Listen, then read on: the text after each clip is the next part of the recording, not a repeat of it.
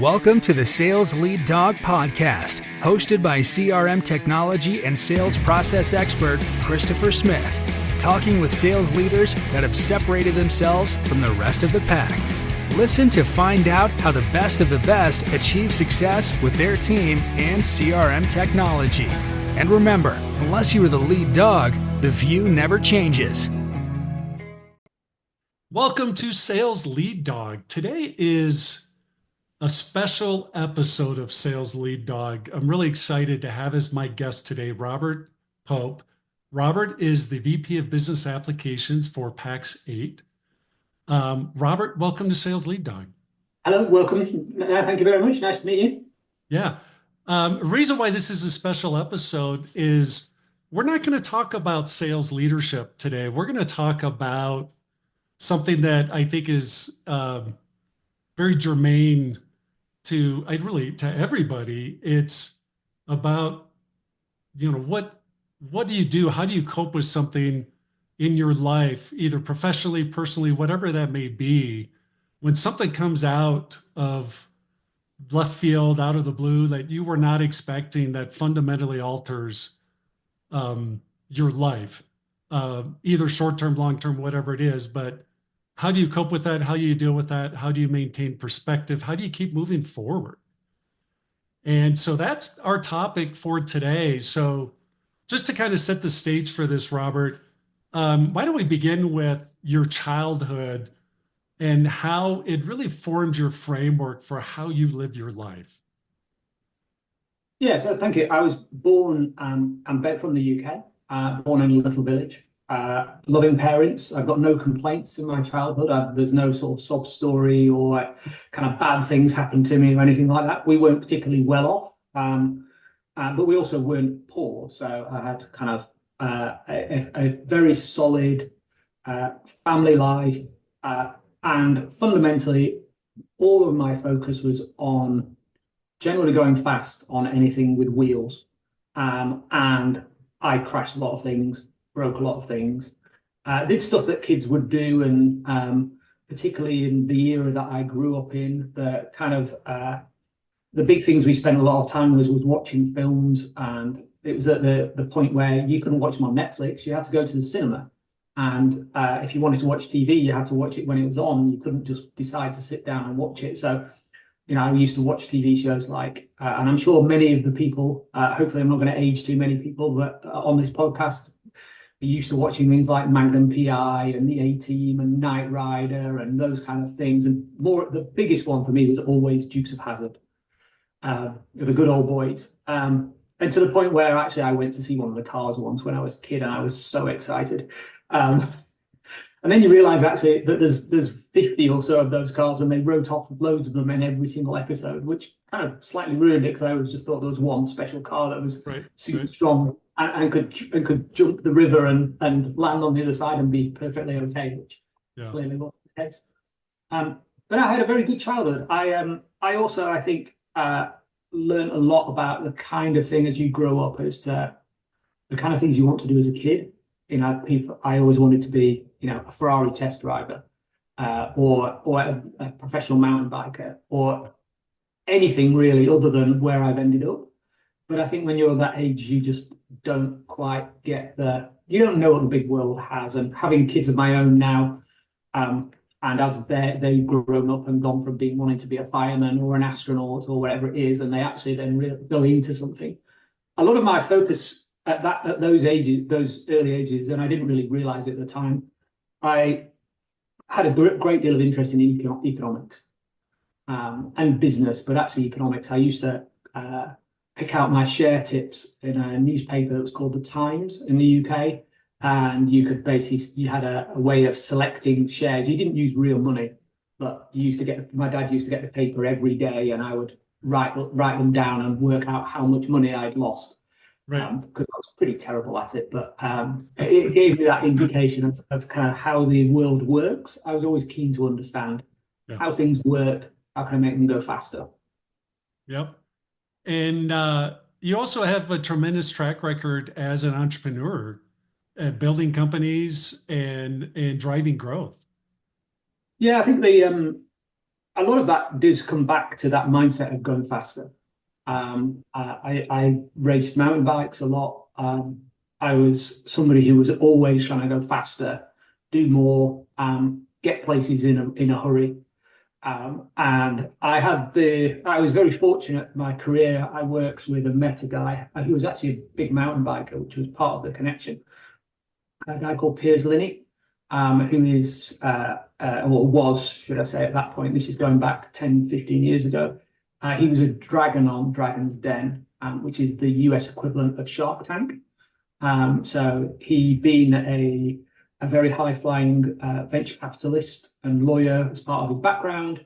I worked for him for 5 years. He invested and was on the TV show and invested in companies that came onto the show and pitched their idea as to what they wanted to be, which led to some very strange business meetings, because I went to work for him and worked together building an MSP that at the time was called Outsourcery, which was really a startup, a very well-funded startup that grew very quickly, delivering what was at the time originally Link, and then it became Skype for Business, which now everybody will know as Teams.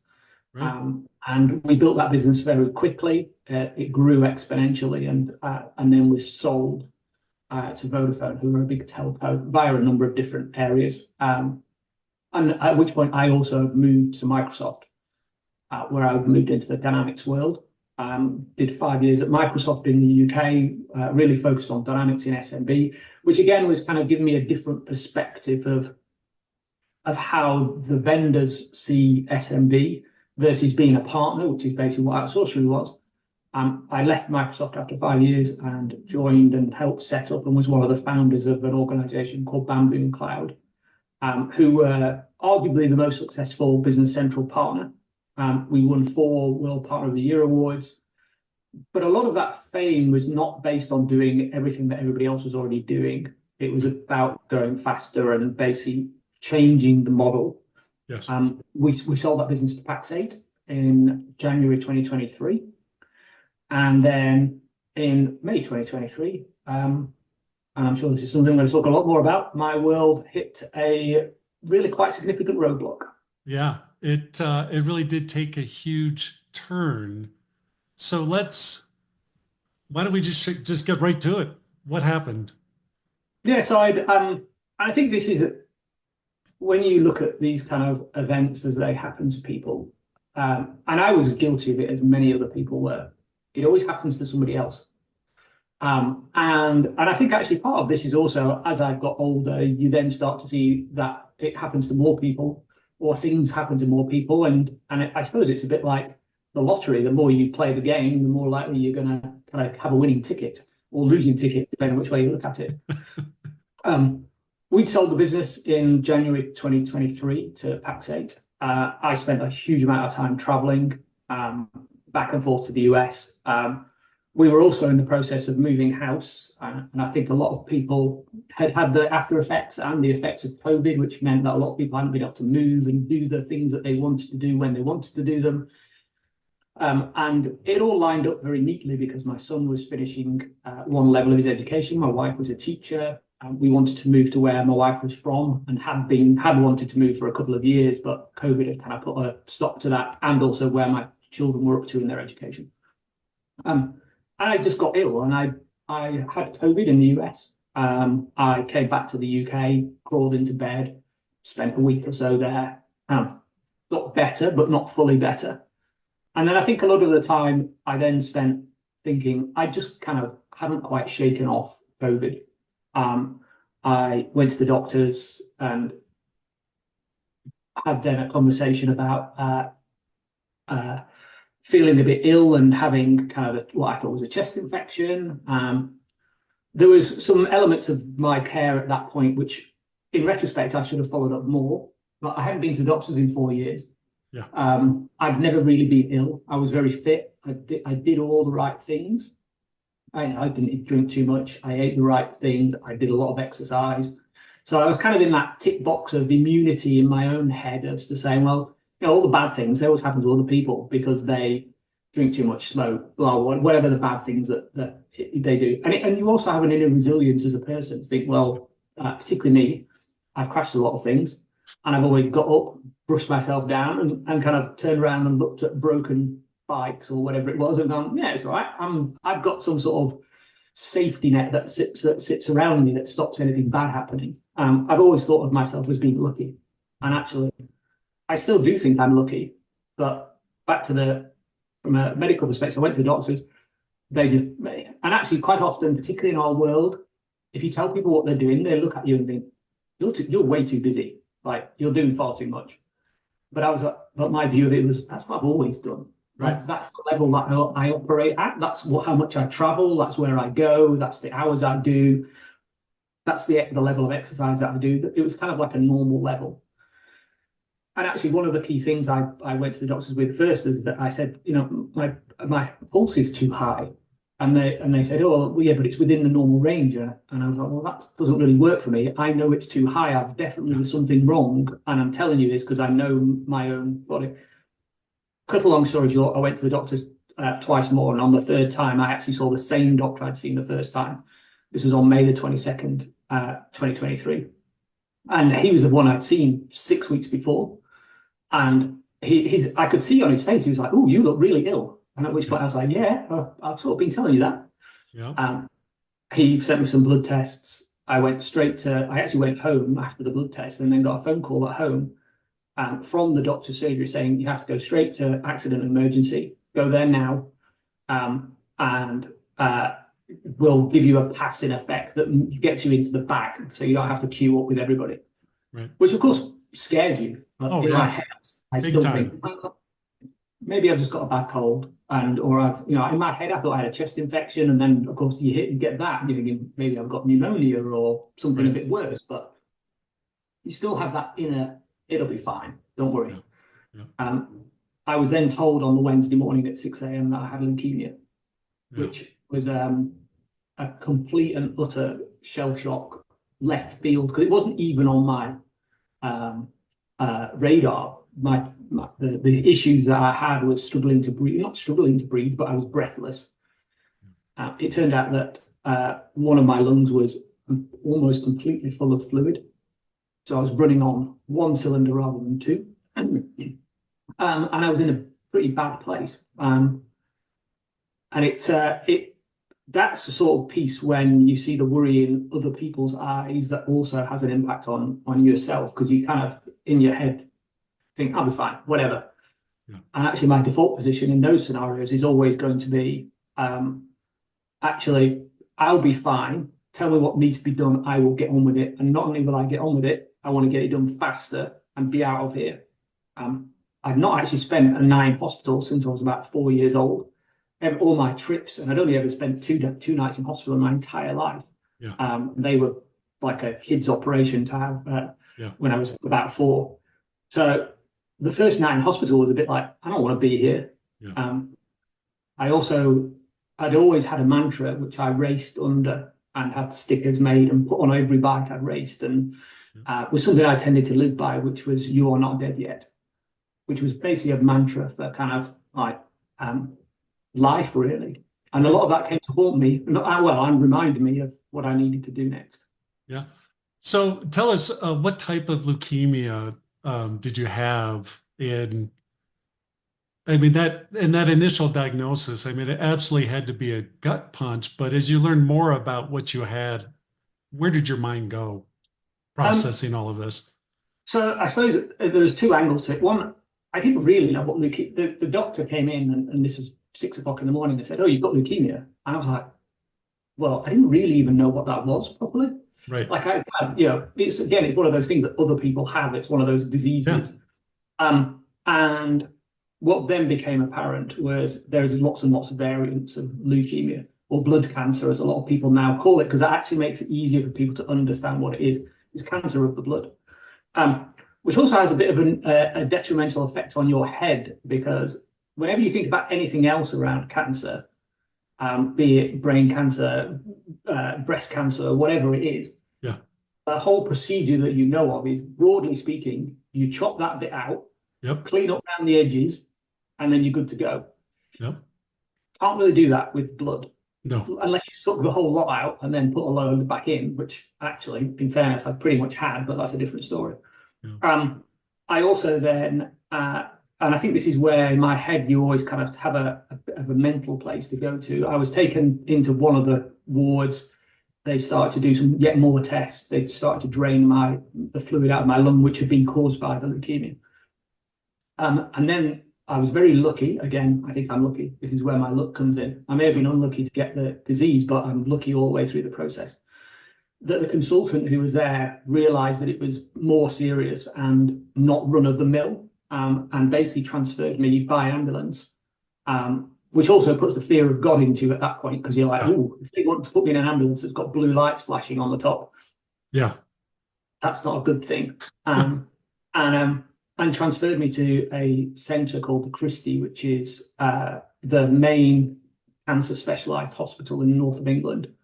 I landed there and was again very lucky to be met and put under the care of a guy called Professor Blaw, who it turns out is the expert in my kind of leukemia. And given that I always strive to be the best and win the chart, I managed to get the proper kick-ass, badass version of leukemia called TALL, which means acute lymphoblastic leukemia, which is also rare. There's about 14, 15 people a year in my age group in the UK get it. Yeah. So quite often we joke about the patients. We should do like a calendar, like the ones that they do for. What month would you be? I'd be May, basically. I'd be May, and it'd just be a load of people who are really pale and really thin. I mean, I was joking with somebody, and have done it repeatedly, that part of the leukemia and then the subsequent treatment is there's no recommending it. It's grim. There is no positive high spots unless you want really, really rapid weight loss. You could kind of do the slim fast or the diet shakes, or go to the gym a lot, or just get leukemia. You'll lose pounds and pounds and pounds very, very quickly. But no, I'm sorry, go ahead. I was going to say, but I managed to get the super kick-ass version, the rare one, but was also lucky that the person who became my consultant, my head doctor in effect, was also one of the European experts specifically in that flavor. So going right to the top, you got to be different. You got to do the hard way, right? And now we're going to have in the show notes for this Robert's website. You got to be sure to check that out. And you wrote something in one of your blogs that I want to ask you about. You said, I don't see cancer as a fight, and perhaps that's a good thing for people like me. Can you talk about that? So I think, and it's very difficult because I know, because I'm on the other side of it a lot of the time. You meet people and they say, I've had cancer, or I've got cancer, or my wife's got cancer, or my husband or partner or whatever. And there's quite a default position that people say that they were fighters. You're a fighter. You're good. You'll get through it. And actually, and I know people don't mean this in any level of disservice. It's just one of those things. But being a fighter in that scenario implies that it's a battle that you have a choice in, and you can win necessarily. Because ergo, and I came very, very close twice during my treatment to not being here. I didn't really have any choice in the matter. And I think sometimes if you say people are a fighter and then sadly they don't make it through, that also casts a light that they weren't strong enough, they weren't good enough, therefore they lost. Right. Which I think is quite a negative connotation. It almost means that they're weak and they're not somebody. Whereas I often like, and I kind of go back to where I came from riding bikes, is it's like having a high-speed crash. Luck is going to work out whether when you come off that bike, you hit a wall or a tree, or you just bounce down the middle of the road and jump up and brush yourself off and go, poof, that was lucky. There's so many factors that come into play. That said, I think having mental, people used to say you're so strong mentally, and be brave, you're brave, and you're going to be a fighter. All of those kind of characteristics, as if you're on a battlefield. Yeah. To be honest, part of my one was I'm lucky, and I think having the belief that I'm lucky, even though I've got leukemia. But I also think that there's a reverse to that. is that there's a definite air of belligerence in my part. It wasn't about fighting. It was like, I actually don't want other people to think that I was weak, and to somehow that be represented. And there was a bit of a, I won't say the word, but it begins with an F, moment. You know, I'm not letting go here, and an impact on how well you get through the treatment or not. It's just how you keep your head strong. Right. I think it's more a case of where do you go in your head when, particularly leukemia was a very lonely disease. Yeah. I had to stay in a room for 2.5 months. I didn't leave it because I had to have positive air conditioning in it, keep all the bugs out. I had no immunity system. I also got sepsis as part of the journey. You can't see people, you can't go to the pub, touch people, be with people, be in a room. You can still do things over Teams, but for many people who would have been experienced COVID and isolation, it was basically like having that again, but significantly worse. I could stare out the window and look at the beautiful weather or horrible weather, whichever. Yeah. I wasn't allowed out. So that does create a mental state of mind that you just have to deal with. You don't have a choice either. Right. It's not like you kind of pick I'll get in the boxing ring and have leukemia, and if I decide to give up, and I'll just get back out again and all will be well. It's like you've got no choice in this. Yeah. Like you're gonna either get out of it or not. You wrote a line I think dovetails in really nicely with what you just said, that when I read it, I was thinking about, I think, a lot of leaders, a lot of people I have on my podcast, they've all been very successful, accomplished some tremendous things in their careers. And I think we develop this bravado or this outlook that we can control way more in our lives than we think, or than we really can control. And you wrote, "You're not dead yet, but it's not a fight you can necessarily control." That line really hit me, that it's like we go through our lives. I mean, I think it's a pretty normal, natural thing to do, to think that, because you want to be gloom and doom all the time. But the reality is, I think we do think we can control way more than what we really can control. And so when something like this happens, it's like a major shock to your system. Like you have to address the reality, the vulnerability of your situation. How did you process that and go through that? I still don't think I have fully, if I'm honest. In fact, I think it's actually almost harder when you come out of the other side of it, when you feel like you've won, if that makes sense. Right. Again, when I look at the kind of that high speed crash to some extent, you run on adrenaline because you're just like, I've got to stay alive, I've got to stay alive, I've got to stay alive. You are, and I was in that sort of mental state for the best part of a year going through. Although it wasn't like having a millisecond crash where you bounce down the road. It was like a constant thing of, I've got to have more treatment.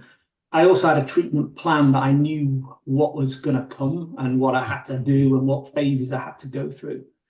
I think when you come out the other side of it, actually that's almost harder, because it's almost like the shock fully sets in after the event. A bit like that same thing where people have an accident, they sit down and then it hits them afterwards rather than during the period.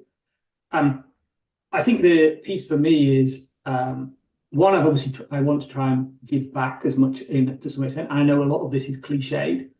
But I also think, well, to be honest, I've earned the right to be cliched. Yeah. So, I've got the sticker and the badge, and I've had my near-death moments. Yeah. But I think it prioritizes how you look at not just your own personal life, but also you look at kind of business life, work life. It changes your focus on things. It also, because it's almost like, imagine this has disappeared completely, literally in the blink of an eye. Yeah. Or your life has changed significantly. What's the impact of that? It creates some strange thoughts in your head. And I also found a lot of it is you go back to even the most simplest of things. my priority for the 2.5 months when I was in that hospital bed and not being able to was firstly to be able to get out of the bed. Right. Then it was get out of the door. Then it was go downstairs and stand outside in the sunshine. And then it was go and get in the car and drive my own car. And these were all things that I'd done for, all my life. Well, maybe not driving the car, but it's how do you put it into steps and stages, and how do you eat the elephant, as we often call it, is you have to go start in small pieces, but have a better view of where you're trying to go, which I think is where the business piece comes into play, is understanding that how do you get where you need to go, because a lot of people just don't ever do. They get to that point of going, actually, I don't see the grand plan, I don't see the big picture, so I'm going to do nothing. Right. Which I think. Now, you wrote something else that I'm now rereading in a different perspective based on what you just said. You wrote, "It's lonely. There are days and days when I'm sorry, I'm getting emotional reading this. There are days and days when there's a little you can do but think. But also just the mental effort of talking is hard. It's hard to concentrate. The fog descends, and then you forget, rolling into another day." When I first read that, I was thinking about the period of when you're really fighting the fight, the term, but when you're enduring the treatment, did that loneliness extend after as well? It does to some point, because it changes a lot of your relationships with people. Right. And I think also, and I know from other people who I've spoken to who've had the same treatment or very similar, and not just for leukemia, for other cancers as well. Right. Chemotherapy is particularly having as much as I had over the period, and I still have treatment now. One of the things you have a lot of is a sense that you basically feels like you're hungover, where you've got like a fog and you can't concentrate, you can't really do stuff. And the days just sort of pass in a sort of grindingly grey way, where you can't even really remember what you did or how you did it. So that actually creates a fear that when you come out on the other side of it is, can I get back to where I was before? Like, am I going to recover? Like, I may recover physically. I might be able to walk out the stairs and down the stairs, or walk, go drive a car and whatever. But actually, have I lost my brain as well?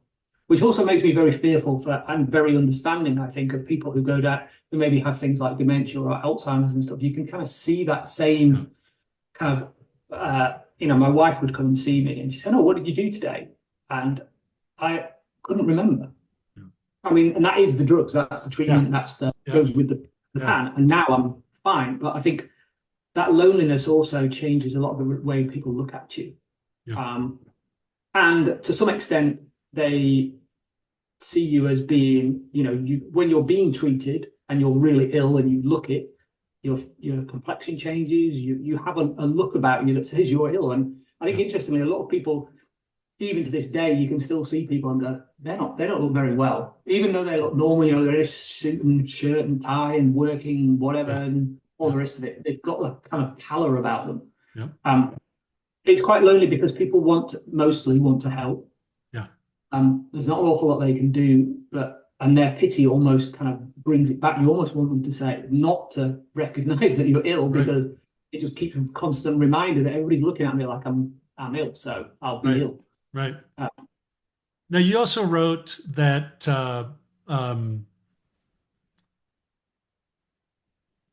you wrote, "The alternative is realism, so you know what it's like. I took a huge amount of comfort in speaking to others." Was that hard for you initially, or I imagine you have a pretty good support network, but was that difficult for you to open up and be vulnerable? A lot of, and I asked this question because I think a lot of people that are very successful, some are really okay with being vulnerable and being open. Others think they always have to have this armor on and aren't necessarily willing to make themselves vulnerable. How would you describe yourself and how you went through that process of finding comfort in speaking to others? I think there's different groups of people you speak to. Obviously, there's friends, family, your support network as such. And actually, generally, everything they say is in is said with a positive, they're trying to G you up, trying to keep you happy, trying to look after you, be nice, my wife, everybody. And which is exactly what I would do to somebody else who tried something that I didn't know. You would be, how can I help you? You really, your heart goes out to people and you want to be helped or be helped. But the other kind of source of truth you get is then from the medical profession. Yeah. Who actually, certainly the people who treated me are very specific in that this is what's going to happen. And, you can even ask them about, what are my percentage chances? What are these chances? What's the chance of this? What's the chance of that?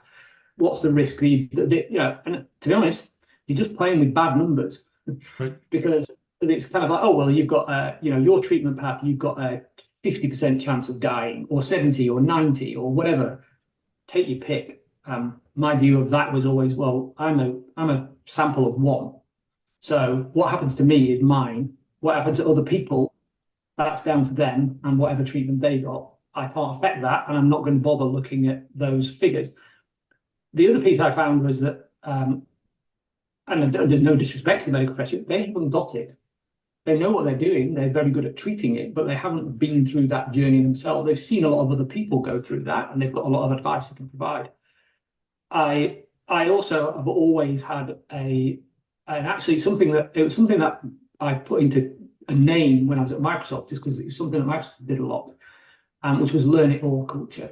That constant learning, constant growth mindset, constant. And I think that goes back to even when I was a kid. It's like, how do you make it go faster? How do you do better? How do I win more, better, faster? Go. I'm like, I don't ever stop, and I still don't even now that I'm well. So my experience, and I was very lucky that it was introduced to just by extended networks of people and other people. Met a number of people, one person particularly who had exactly the same disease as me and a very similar trajectory. He was a professional, or is, well, he was, but he's not dead, so I'm not meaning this in past tense. He was a professional football player. He played for Wolves. He's in the public domain, so I'm not sharing anything that's not there. He was a professional football player, goalkeeper for Wolves, very successful, was also the goalkeeper for Nigeria. And, he was very successful, and basically one day had a very similar experience to me, didn't feel quite well, and obviously in his environment, he was treated by doctors and had to take tests for doping and drugs and all the rest of it. And they picked it up there. So he got picked up a bit earlier. But hearing it from him, and also the very nature of treatment is, you're on a ward, there's particularly leukemia is lonely. You're not on a ward with lots of other people. So you can't kind of turn around or go and see some other people and say, hey, how are you getting on? These drugs are horrible, or these are great, and how do you fix it? You're locked away in a room because your immunity is very poor. Hearing it from somebody else and also sharing with somebody else gives you a dose of reality. Yeah. Because I think as part of that, you're climbing a big mountain with lots of base camps. And it is back to that, how do you do the steps and what to watch out for? I hope that I've helped. I hope I've helped them. I've certainly talked to them and given other people insight into what I went through, which I think part of the rationale I built the website and put those ideas down was not to necessarily make money for the Christie, the hospital that treated me, but and that's obviously a byproduct, but it was also just, I would have loved to have had that access to that knowledge when I was doing it, and to talk to somebody like me. And I took a lot of comfort from, even though the news they were giving me was pretty crap and not what you really wanted to hear, the fact that they were still alive to do it was a great positive to me. And secondly, it gave you a clear, almost like a customer case study. In our business world, that's exactly what we would do. It's kind of like, I can be the vendor, or I can be the partner telling me, hey, go do this thing, go buy this thing, it's great. But actually, if I can hear it from somebody who's been a customer, for want of a better word, who said, yeah, I did that, and this is what happened, and this is the success, or otherwise. Yeah. Since people who'd had it and been able to share that information, the most important thing was the fact that they were still there. And Carl, the guy who I was talking about, he's now gone on to be a taekwondo champion, and he's back to full fitness and kicking ass and doing everything that that he was doing. And it was like, this is a blip. I'm going to learn from this. I'm going to grow out of it. Yeah. The stats with cancer are 1 in 2 people are going to get it. So to some extent, you've got to ready yourself for that ride, or at least 50% of you do. So, choose your poison and get ready for it, in effect. Yeah. I like that. I think one of the difficult things, we all go through down periods in our lives, different kinds, different levels. But I think it's important to remember that we're not alone. We're not the first to be wherever we're at. There's always people that have been there and probably worse than whatever we're going through. To maintain some type of perspective on that, I mean, I think you have to be, like you said, accept the realism. But it's you can't control it, right? You just have to cope with it. You have to find a way forward. And you mentioned this. I'm going to reread, because you kind of talked about this, but I'm going to read another portion from your blog. My mentality often made me think of cancer like a long ride with lots of climbs and grinding pain, with flat, dull sections where the road stretched out and occasional downhill moments. I didn't view the downhills as getting seriously ill. They are the bits I enjoyed, like going home, the moments of light and hope that put a smile on my face, the bit that reassured and reminded me that I wasn't dead yet. And that's it. I'm not dead yet, right? You got to keep living. Yeah, it's funny, as you read that back, I live and partly actually that goes back to what I was saying, right, where I grew up. So I was brought up in the north of England, which is north of a place called Manchester and Liverpool. The weather is notoriously poor. It rains a lot. It's a beautiful place when the sun's out. It's hills and mountains, and the scenery is beautiful. It's also got a lot of history there. There's a lot of mountain biking, a lot of cycling. I did a lot of cycling over my years. I get a lot of happiness out of it. But I also looked at some of the other sports that people do, and I always did it for the downhill. And it was kind of like, and I don't mean this with disrespect, but a lot of people go, I like running, and I go out running. And I'm like, yeah, but basically there's no downhill. Like you run up a hill, it hurts. You run across the hill, along the flat, it hurts. Then you ride down the hill, run down the hill, and it still hurts. It hurts even more running downhill because it hurts your knees. Yeah. Whereas I always looked at if I ride up the hill, I'm doing it for benefit. It's like the carrot and stick, basically. It's like ride up the hill because you're going to get a free ride down, and that's where the fun hits. That's where the bits where you get that buzz and the energy that flows through you is. So it's worth putting the effort in, because you never know if it's going to be a good downhill or a bad downhill, but at least it's sort of just it's winding your hair, a bit of adrenaline. And and because of where I live, you have to soak it up. You have to go out. I used to go out on the mountain bike. The weather would be terrible. People would often look at me and go, why are you, like, the weather's awful. Why don't you just stay inside and sit by the fire? In fact, my father probably was one of the main people that started this process. I've got 2 younger brothers and myself. And my father, who's sadly passed away now, he used to take us to the Lake District at the weekends. And the weather would be notoriously bad. And we'd go and walk up a mountain. And my father had a textiles business. So he always had quite good gear, because he used to get it as part of the business, and things like Gore-Tex came out, and he would have the nice shiny Gore-Tex jacket and a nice pair of boots.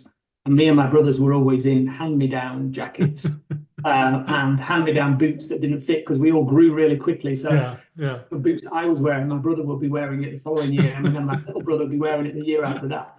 And our stuff always used to leak off. It would get wet, and your coat would be, You just described my childhood with 3 older brothers. Yeah. Yeah. You'd basically be like looking at that, Dad going, oh, this jacket's really good. I'm like, we'd all be stood there freezing on the top of some hill. Yeah. And he always used to say to us, wouldn't you rather be here rather than sat at home, just bored in front of the fire? Because you'd be bored, you wouldn't be doing it. You'd be biting your hand off, basically, with boredom, if you just sat at home in front of the fire. And at the time, you were like, I'd much rather be sat in front of the fire. But as you get older, you suddenly realise I'd rather be stood on the hill in the pouring rain wind and feeling that sun on my face. Yeah. I think that attitude of seeing the benefit and the light and stuff that's coming out of it was a big part of, I think, what helped me get through mentally. And physically, I was lucky in that I was already fit. I mean, my doctor, you do spend a lot of time going, why me? Like, this is not fair. Like, what have I done to deserve this? What, you know, and actually my consultant brought me down to earth with it very quickly at one point and basically said, if you hadn't been in this physical state that you were in when you came here, you'd be dead. Yeah. So count yourself lucky that you've done all those things, that you're still here and that you are not dead yet. Yeah. Because that is how you've got out of this, is you physically were in good shape and you've looked after yourself, and don't treat it as a why you. The why are you going to live is because you've put that effort in and giving you a position to get out of it. But mentally, they're disconnected systems. Yeah, it's I love that analogy of the bike ride going up the hill, because like when you're grinding, anyone's ever done that, it's brutal. Like when I do it, I just keep my head down and I always think, I just look 3 feet ahead. I just need to go 3 feet. I get that 3 feet. I need to go another 3 feet. I never look up the hill because I don't want to know how much further I have to go. It just discourages me. And I've just learned, just keep my head down, just keep the legs pumping, focus 3 feet, a little bit at a time. And man, when you get to the top and you start going down, and now I'm not fighting gravity anymore. Gravity's taken over. I got the wind in my face. It's just such an incredible feeling. And I think that it's a great metaphor for this. Like, there's so much we can't control, but what you can control is your perspective, your attitude, your willingness to keep pedaling, keep climbing the hill. Because it's easy to give up and just say, screw it, I just want to stop and rest for a little bit. But sometimes that's what you need to do, but you still got to get back on the bike and finish the climb. Yes. Yeah. I don't recommend anybody gets leukemia blood cancer just to test the theory, but it's a big hill you have to climb to get over the other side of it. Yeah. I'd like to finish up with some of your rules that you have in your, you have 100, you talk about the 100 rules in the rules. We're not going to go through all 100. But do you have some favorite rules out of that you really are kind of your anchors? Yes. So the rules are, just to be clear, the rules are not mine as such. They are borrowed from a book called Vela Mignati. And it's actually, you can probably guess from this, and it sounds like you are as well, it's a cycling book. And a lot of the rules are based around kind of the comments that you would have. Rule 5 is the classic. Which I love Rule 5, which basically is pardon the F up, basically. I stop moaning, just get on with it. And I think that whole process of understanding that whole process of kind of just stop, like a lot of these things, you can always complain about it being somebody else's fault, or something else's fault, as in why you can't do what you can do, and there's a blame culture. And I think sometimes that in other circumstances, it doesn't matter particularly if you blame other things and basically you think about it, because it's not the end of the world. You're not going to die off because of you blame somebody else and don't take personal responsibility, or just get on with it. But in the scenario of leukemia, for me, it was like, well, I can blame everybody else whatever I like, but it's not going to make any change to the outcome. Like, I can turn around and go, well, it was work's fault because they worked me too hard, or it was my wife's fault because she gave me too many green veg or too little green veg, or it was my fault. It's somebody else's fault because they didn't do something and therefore I know. It's like, well, yeah, but actually, who cares? Basically, I'm either going to die or not. Do I want to not die? So I need to sort that out myself. And whoever's fault it was or is going to make no material impact on that. So rule 5, basically. We always used to just say this to a lot of my friends, basically, because quite a lot of people would always, and I'm sure a lot of people have got those reasons where they've got friends and groups that, you know, you play golf with, or you go running with, or you do something with, and we always used to basically use it to poke fun at people, because they would always be saying, oh yeah, you beat me to the top of the hill, or you did this, or you beat me to the bottom of the hill. And it was always kind of, oh, well, yeah, your bike's better, or my bike's broken, or my golf swing rabbit jumped out at me, or whatever. It's like, come on, rule 5. Yeah. Rule 5. Take responsibility. Yeah. Yes, my mother, kind of looks at it. Then some of the other rules, I mean, a lot of the other rules are really actually, I wouldn't say 10 commandments and stuff, but it's all just kind of obey the rules. Treat everybody with respect. I think that creates a spine and a core of moral compass as to what you do and how you live your life, and take responsibility for yourself. Yeah. But also, back to the you are not dead yet. It's like there's loads of good things. The sun always comes up the following day. It might be covered in cloud and rain and misery, as it is in the UK a lot of the time, but the sun still comes up. And when the sun comes out, that's when you get a lot of simple pleasures from. I think that's the other piece, is you come off the back of something like this, you take a lot of pleasure out of things that you forget, because you're just too busy doing stuff that you're living your life. And it's, I still, even now, I'm a lot more grateful for the sun comes out and you kind of go, actually, you know, life's a good place. Yeah. I'm lucky. I'm still here. Yeah. I went through a really hard time when I was 32, and I got some incredible advice that I use all the time. The person said, Chris, when you're feeling like this, do me a favor, just go outside, stand and look up at the sun. Just close your eyes, look up at the sun, and feel the warmth of the sun on your face. And just feel that. Just be in that moment. Just feel that warmth of sun on your face. Oh, man.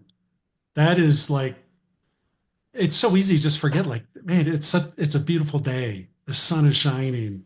And I mean, I still use that today, just to shift my perspective, you know, just get that little jolt and recenter myself, that, and then I just keep moving forward, you know. And those little things like that you otherwise, like you said, take for granted, you know, it's life's too short, you know. Stop, feel the sun on your face, smell the flowers, whatever it is.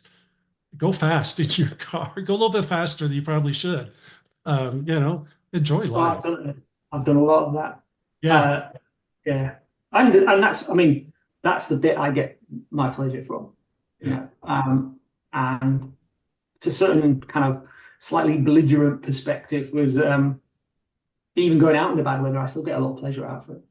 I think it's rule 9, is basically, if you're riding out in bad weather, you're a badass, period. To be honest, we were in a much better position to talk about that as me and my group of friends, because the weather was pretty much always bad. Always bad. Yeah. So it was more of a pleasure. Whereas you see all these other people going out, and actually when I used to race bikes, a lot of we used to go to France a lot, to the Alps, and do downhill there. Yeah. And particularly in the summer, the weather tends to be very hot there, although it's the Alps, and you know, you're talking 35 degrees, so close to 100 degrees Fahrenheit. Yeah. Or certainly in the 90s. Yeah. And all the local heroes, they would all be pretty handy because they were used to riding in that. And then occasionally you get big, heavy downpours, really bad rain, lots of mud, really slippy. And me and my mates, we just used to clean up. Like, we were just badass. We'd ride out in the bad weather. You live in that every day. Yeah. Yeah. Some of them wouldn't even show up and do the race. Never mind. Right. Oh no, the weather's too bad. Yeah. Yeah. So, anyway. Yeah. So the other thing that struck me reading through the rules, I know is written for like cycling, but it really applies to leadership. And I'm just going to give 2 examples. Rule number 2, lead by example. I love this one. To me, leader is always out in front, setting the tone for everyone else to follow. And then guide the uninitiated. That's the other key part to me of being a leader, is you got to look for those that are struggling, that maybe haven't quite figured things out yet. Those are the ones you need to guide and help. Yeah, I think that's a big part of how we looked at how we set up our businesses and how I've done everything in life is, we were all there once, regardless of how good we are now. Right. And that guide the initiative, the help people learn, bring them under your wing, mentor them. Yeah. If I look at my own leukemia journey, like that guide the uninitiated, that's me talking to people who've had it, and their support was, to me, priceless. The fact that they gave up their time. I also know that actually now, having done it for other people, how hard it is to be able to share that back again, because it takes you back. You get you get PTSD, Yes. in effect, of being taken back to that time when how horrible it was. Because actually, the biggest thing is you over time you start to forget, and you start to default back, and you forget how horrible it was, and that also means it's quite hard to help people. I can understand how people don't want to talk about these things because they don't want to be taken back to there. Whereas I suppose my view of that is, I was so grateful that Carl and other people I spoke to were happy to give me their time and take themselves back mentally to where they were, that I feel it's all only right for me to do the same for other people who are at their stages in the journey that I've already completed, or much further on that journey. Yeah. Well, Robert, this has been incredible. I wish we could keep going, but I know you have a very busy schedule, and I appreciate you sharing your story with us, taking this time. It really is a gift.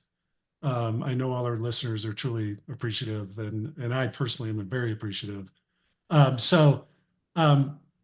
We will have the link to Robert's website in the show notes, so be sure to check that out at impellercrm.com/sales lead dog, where you'll get not only this episode, but all our 100+ episodes of Sales Lead Dog. Be sure to subscribe so you get all our future episodes as well. Robert, thank you so much for coming on Sales Lead Dog, and welcome to the Sales Lead Dog Pack. Thank you very much. It's been a pleasure, and always happy to help. So thank you. As we end this discussion on Sales Lead Dog, be sure to subscribe to catch all our episodes. On social media, follow us on LinkedIn, Facebook, and Instagram. Watch the videos on YouTube, and you can also find our episodes on our website at impellercrm.com/Sales Lead Dog. Sales Lead Dog is supported by Impeller CRM, delivering objectively better CRM for business, guaranteed.